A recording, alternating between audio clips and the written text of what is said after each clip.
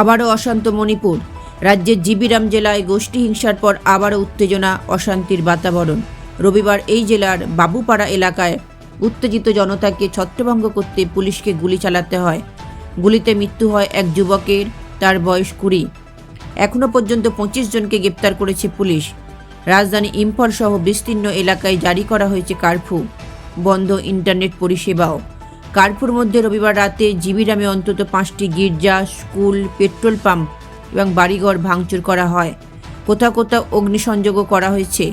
কেন্দ্রীয় স্বরাষ্ট্র মন্ত্রকের নির্দেশে পরিস্থিতি সামাল দিতে সে রাজ্যে নামানো হয়েছে সেনা। অশান্ত এলাকাগুলিতে রবিবার রাত থেকে শুরু হয়েছে যৌথ বাহিনীর টহলদারি। মণিপুরের উদ্ভূত পরিস্থিতিতে মহারাষ্ট্রে ভোট প্রচারের কর্মসূচি বাতিল করে রবিবার দিল্লি ফিরে যান কেন্দ্রীয় স্বরাষ্ট্রমন্ত্রী অমিত শাহ। একটি সূত্রের খবর, রবিবার রাতেই উচ্চ পর্যায়ের বৈঠক সারেন তিনি। ওই বৈঠকে মণিপুরের নিরাপত্তা পরিস্থিতি নিয়ে আলোচনা হয় বলে জানা গিয়েছে। মণিপুরের পরিস্থিতি নিয়ে সোমবারও কেন্দ্রীয় স্বরাষ্ট্রমন্ত্রকের আধিকারিকদের সঙ্গে বৈঠক করার কথা আছে শাহের।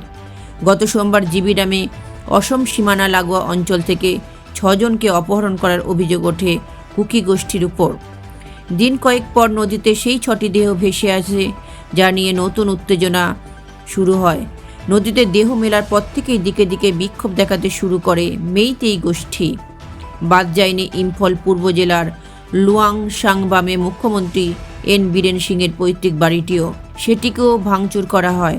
ব্যুরো রিপোর্ট, লটারি সংবাদ।